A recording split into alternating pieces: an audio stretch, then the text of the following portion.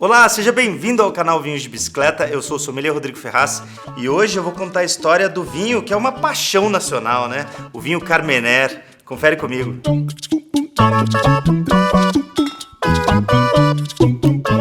E uma coisa legal pro episódio de hoje, olha só, a gente está sendo apoiado pela marca Insider, essa roupa bonita aqui que eu tô vestindo hoje.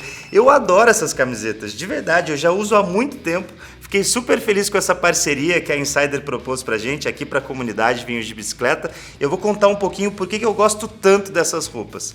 Eles têm vários modelos lá no site, tá? Tanto para público masculino como para público feminino. E assim, são modelos até para usos diferentes, porque o norte da marca, né, o objetivo da marca é te oferecer roupas que sejam funcionais e tecnológicas ao mesmo tempo. Então, eu uso muito um modelo deles que chama Undershirt, que você coloca por baixo da camiseta ou da camisa que você está usando e ela tem regulação térmica, então ela segura suor, né? Segura, te deixa ali fresquinho enquanto você está gravando, por exemplo, um canal no YouTube, porque aqui no canal é fogo, viu? Aqui é um monte de luz, esquenta pra caramba e isso me ajuda demais a me manter fresquinho aqui e segurar o suor. Tenho certeza que muita gente aí deve não passar exatamente por uma gravação, mas por momentos de calor no dia a dia. E essas camisetas ajudam de verdade, não é balela, é papo sério, tá? E uma coisa legal dessas camisetas é que elas não desbotam. Você vai ver que essa cor aqui, ela vai durar durante muito tempo no teu armário, no teu guarda-roupa. Eu digo isso porque eu até tenho algumas camisetas mais antigas da Insider e elas estão assim, lindonas até hoje. Eu que adoro usar preto, nossa, isso aqui é uma mão na roda pra mim. E outra coisa legal, você pode colocá-las na máquina, depois só estender e elas não amassam. A facilidade aí pro teu dia a dia que eu recomendo bastante. Essa camiseta aqui que eu tô vestindo não é a Undershirt, né? Porque eles têm vários modelos lá. Essa daqui é a Tech Shirt, então já é uma camiseta mais despojada, mais casual. Trouxe ela aqui para ficar bonitão no episódio de hoje para vocês. É óbvio que tem presente para a comunidade Vinhos de Bicicleta, né? Vocês não iam ficar de fora dessa, óbvio. A Insider liberou para vocês um cupom de desconto Vinhos12 que te dá 12% de desconto em qualquer peça do site da Insider. Então você vai lá, se diverte, vê o modelo que te agrada mais. Como eu disse, tem para homem, tem para mulher, tem vários tipos diferentes para uso, né, no teu dia a dia. Então tenho certeza que vocês vão se divertir bastante por lá e aproveita essa condição especial, hein? Usa o cupom Vinhos12 e você já vai garantir teus 12% de desconto. O link do site deles eu vou deixar aí no descritivo do vídeo, beleza? Então bora pro episódio de hoje.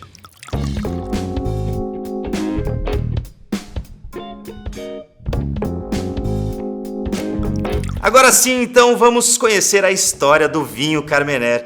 Tenho certeza que tem muita gente aí que adora essa uva, adora os vinhos feitos com ela.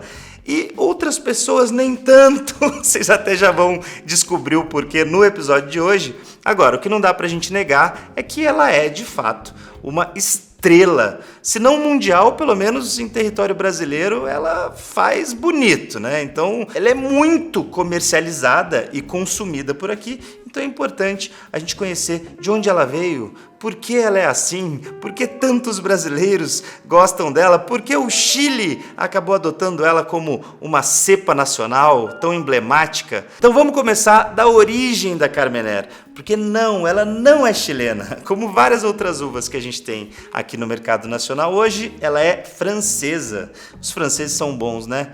De exportar uva para ser cultivada no resto do mundo, né? Os franceses são feras nisso. Essa cepa é originária lá da região de Bordeaux, na França, assim como várias outras emblemáticas que a gente tem por aí, né? Ela sempre foi muito cultivada, principalmente lá na região de Médoc, que fica dentro da região de Bordeaux.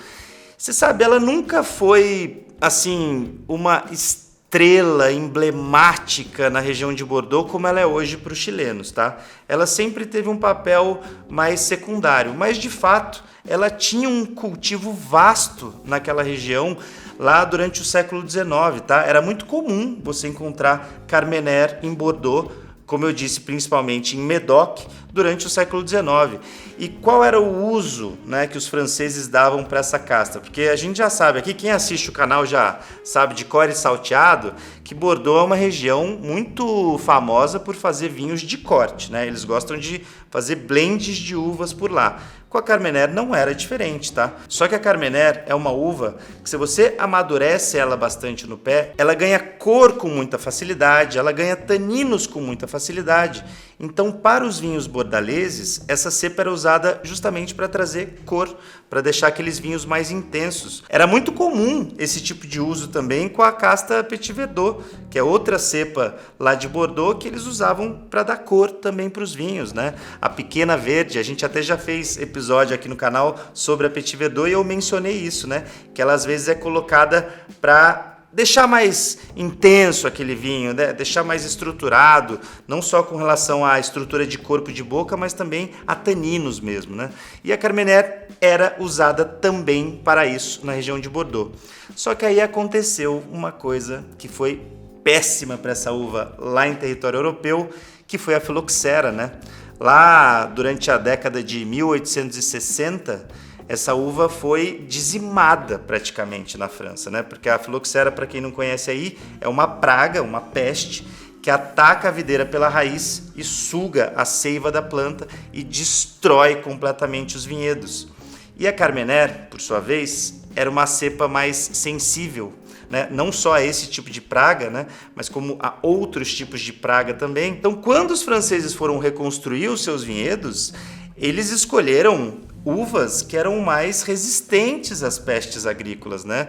Até uma dessas mais resistentes é a casta Merlot, né? Que hoje é uma referência para a região de Bordeaux. A Carmener foi sendo deixada de lado ali e não foi mais cultivada praticamente naquela região. Hoje, se você for pesquisar a Carmener em território bordalês, em vinhedo de Bordeaux, praticamente não vai achar nada. Tá? Então ela foi dada como uma uva extinta mesmo pós-filoxera. Coitadinha da Carmener. A boa notícia é que antes dessa peste dizimar boa parte dos vinhedos franceses, várias castas já tinham sido levadas para outros lugares do mundo, né? E quando foi lá em 1994, olha, muito tempo depois, aqui na América do Sul, mais precisamente ali no Chile, um ampelógrafo francês, guarde esta palavra, hein? Ampelógrafo, é aquele que estuda, identifica e classifica variedades de uvas, né? É uma disciplina da botânica e da agronomia, né?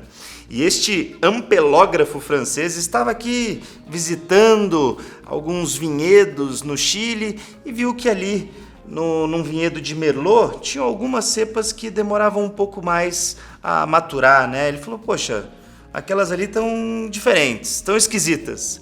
Foi pesquisar mais a fundo e descobriu que não era Merlot, coisa nenhuma.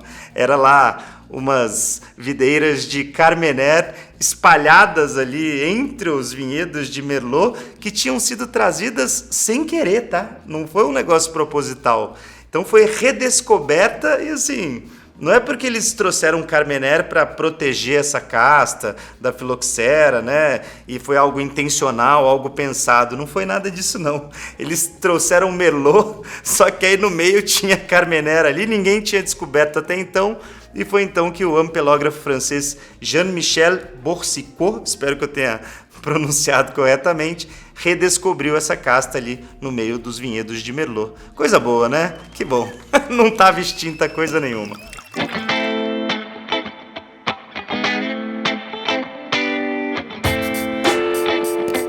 E algo interessante também para a Carmener ali em solo chileno é que ela se adaptou muito bem, né? Até melhor do que ela havia se adaptado no passado lá em solo francês. Porque o Chile, se você for parar para pensar, ele é todo isolado geograficamente, né? É uma região excelente para a reprodução de uvas da espécie Vitis vinifera, né? Porque pensa bem, no norte do Chile tem deserto. De um lado tem o Oceano Pacífico, do outro tem a Cordilheira dos Andes, embaixo tem gelo. Então é difícil uma peste agrícola chegar no Chile.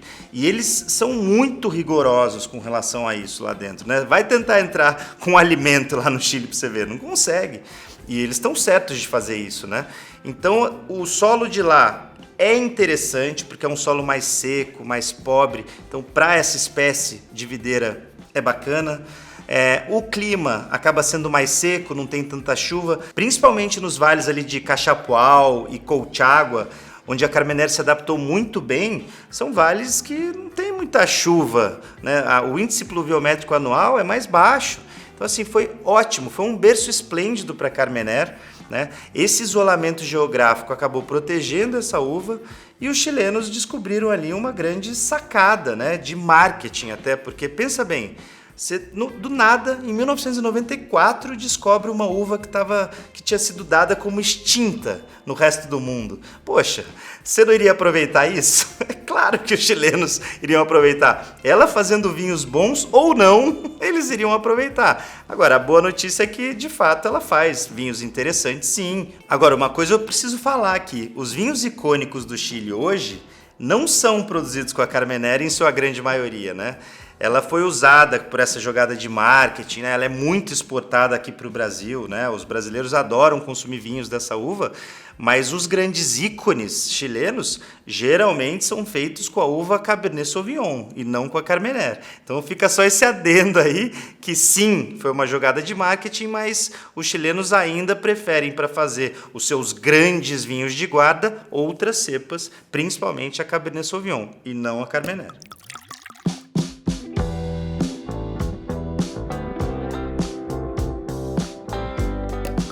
Agora que você já está sabendo tudo sobre a história da Carmenère, vamos então descobrir como é esse vinho em taça, né? Eu trouxe aqui para nos ajudar hoje o Aña Reserva Carmenère Safra 2021. Eu gosto bastante desse chileninho aqui, viu? Ó, até manchei o rótulo hoje, sacanagem com ele, né? Mas vamos lá, não interessa isso. O que interessa é se o vinho tá bom na taça. A Carmenère, ela tem algumas tipicidades que eu quero comentar contigo, né? O nome dela até vem da cor dela, ela consegue fazer vinhos mais concentrados, né? De um vermelho bem intenso. Isso é comum dessa uva, tanto que lá em Bordeaux no passado ela era usada para dar cor nos seus vinhos, né? O problema é o seguinte, é que quanto mais você matura a Carmenère no vinhedo, mais você vai perdendo a acidez dela no pé, e ela perde rapidamente essa acidez. Então, na hora que eu for degustar esse vinho aqui, eu até vou contar algumas referências para você se guiar ali e descobrir se é um Carmenère que a colheita foi feita muito jovem ou se a colheita foi feita mais madura, tá? Isso eu vou te contar tintim por tintim aqui, enquanto a gente for degustando o vinho. O que a gente pode esperar, além dessa cor bem intensa da Carmenère, o que a gente pode esperar de aromas e sabores dela, normalmente, tá? A roda aromática dela vai para frutas vermelhas, dá para sentir aqui fácil, framboesa, morango, só que num estágio mais maduro, quase uma geleia, tá? É isso aqui que eu tô comprovando aqui. Terra úmida, ou seja, ela pode trazer aspectos mais terrosos para o vinho. Isso é muito comum na Pinot Noir. A gente costuma identificar isso em Pinot Noir também, e a Carmenère não é difícil você pegar a terra úmida. Deixa eu ver se esse aqui tem. Tem um pouquinho, viu? Tem aquele um aroma de musgo, assim, muito comum em vinhos de Carmenère. E para finalizar, especiarias picantes. Uma pimenta verde, pimenta preta, que aí já lembra até um pouco a Syrah. Esse aqui tem também. Tem aquela picância no aroma, e eu devo reforçar isso aqui no paladar também. Deve dar para sentir fácil no paladar. Aí chega a questão, né? Aí chega o X da questão da Carmenère. Se você tá lá, se você é o produtor, né, e você quer trazer mais frescor para o teu vinho, né? Você quer um vinho com mais acidez, então você precisa colher a Carmenère mais jovem. O problema de você fazer isso é que os aromas de pirazina, né, que são os aromas clássicos aí de pimentão, eles podem dominar o seu vinho. Então esse é um problema de um Carmenère cuja colheita aconteceu cedo demais. Ele pode se tornar um verdadeiro suco de pimentão, que não é o caso desse aqui. Esse aqui, esses toques mais herbáceos, eles estão bem integrados aos outros aromas que eu mencionei para você. Então aqui tá legal. Só que não é fácil assim. Porque o que acontece? Então tá, Rodrigo, se é só eu amadurecer um pouco mais a uva, tá tranquilo, né? Daí ela vai perdendo esse pimentão muito intenso. Só que aí que tá a questão. A Carmenère, quanto mais você amadurece ela no vinhedo, ela perde acidez muito rapidamente. Então o produtor ele tem que encontrar uma janela perfeita ali, praticamente perfeita, de ponto de maturação daquela casta, Porque se for cedo demais, fica com acidez, mas fica com um aroma muito forte de pimentão. E se for tarde demais, você vai amenizar os aromas de pimentão, vai ficar um vinho mais elegante ali, com aromas mais delicados, mas ele vai ter perdido quase toda a sua acidez, o seu frescor. Então é difícil, não é uma uva fácil. Olha só, ela é sensível a pestes agrícolas, ela tem essa questão da janela de maturação. Então assim, produtores de Carmenère são verdadeiros heróis da vitivinicultura, porque é difícil, sabe? Mas esse aqui tá muito elegante, eu acho que esse aqui o produtor deixou, eu acho que foi naquela linha de deixar ele mais, a uva pelo menos, mais madura no pé. E aí como ele vai consertar isso depois no vinho? Tem várias maneiras, né? Ou você adiciona outra casta que é mais ácida, né, para compor o corte ali do vinho, e dependendo da proporção o produtor nem precisa te avisar que ele fez isso, ou ele adiciona mesmo acidez. Hoje em dia a vitivinicultura é praticamente um laboratório, você consegue adicionar acidez no vinho de uma maneira praticamente exógena ali. Então, assim, dá para ser corrigido. O aroma de pimentão é que é mais difícil de corrigir, viu? Se o produtor tiver colhido verde demais a uva e aquele aroma de pimentão estiver muito marcado ali, isso é difícil. Agora, tem gente aí que gosta, né? Já ouvi muito aluno meu falar: eu adoro o aroma de pimentão da Carmenère. Tá tudo bem, gosto pessoal, definitivamente não se discute. Beleza? Agora vamos ver no paladar como é que ele tá. Bom, viu? Esse aqui eu gosto bastante. Esse vinho aqui, esse Ania Reserva, ele é muito típico de Carmenère, por isso que eu gosto bastante dele. Os taninos são extremamente aveludados. Isso é uma questão até da própria Carmenère, porque quando a gente compara ela com a Cabernet Sauvignon, por exemplo, a gente repara que normalmente os taninos de Carmenère são mais macios, são menos agressivos, né? Então, para um vinho do dia a dia, um vinho de médio corpo, ou até um pouquinho mais pesado ali, que você vai servir no teu dia a dia, é legal, né, você ter esses taninos mais macios, mais leves, mais suaves no teu paladar. Geralmente um vinho de Cabernet Sauvignon que vai ter um tanino mais agressivo, você vai ter que esperar ele um pouco mais evoluir na tua garrafa ou evoluir na sua taça, né, enquanto você está servindo ali. O vinho Carmenère, ele costuma ser mais macio assim de cara. Só que ele não é tão elegante nos aromas e sabores como um Merlot, como um Pinot Noir. E eu acho que muito por causa dessas notas herbáceas e esse toque terroso dele, né? Então ele acaba sendo um vinho que eu diria assim, mais selvagem, né? Ele é o que mistura a fruta e a parte mais selvagem da vitivinicultura, né? Esses toques terrosos, essas notas herbáceas, eu acho isso legal. Eu aprendi a gostar disso com o tempo da uva Carmenère. Então assim, me agrada bastante. Esse vinho aqui que tem um pouquinho mais de estrutura, eu já harmonizaria com pratos de média intensidade, para um pouquinho mais de peso também. Deixa eu falar algumas aqui para vocês. Macarronada, ó, macarronada pode ficar bem legal com um molhão mais intenso aí. Pode até colocar uma azeitona, um molho de tomate, vai ficar bacana com Carmenère. Um churrasco não vai mal com Carmenère. Você só vai ter que moderar ali, porque é o seguinte, né?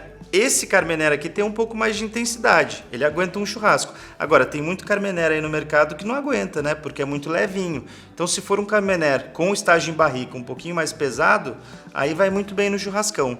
Se ele for mais leve, aí arrisca com tábua de antepastos ali, queijos e tal, que o Carmenère é o bom vinho de entrada. Teve até um episódio lá atrás que eu gravei com essa casta, falando que ele é um vinho versátil, porque de fato ele é. É um vinho que harmoniza com uma série de pratos diferentes, então vai ser fácil aí fazer uma harmonização com tábua de queijos embutidos e antepastos variados.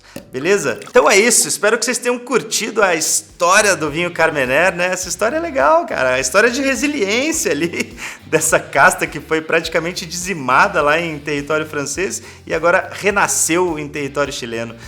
E olha, curiosamente, a Insider, que eu falei lá no começo do episódio, tem uma camiseta que o nome é Carmenère, é o nome da cor que eles escolheram, foi em homenagem aqui a essa uva, tá vendo? Uva emblemática, cara. E lembra do teu cupom de desconto, hein? Vinhos12, aproveita lá no site da Insider, O link tá aí no descritivo para você. Comunidade de vinhos de bicicleta ganhando cada vez mais benefícios aqui, hein? Tô gostando de ver. Isso aí, galera. Até o próximo episódio. Não esquece de deixar seu like por aqui. E se você ainda não é inscrito no canal, se inscreve e ativa o sininho, porque toda quarta-feira tem episódios novíssimos para você. Beleza? É isso. Valeu, Carmener. Valeu, Insider. A gente se vê no próximo episódio. Cheers! Vinhão, hein? Isso aqui é bom. Vou deixar também ele no descritivo aí para vocês conhecerem.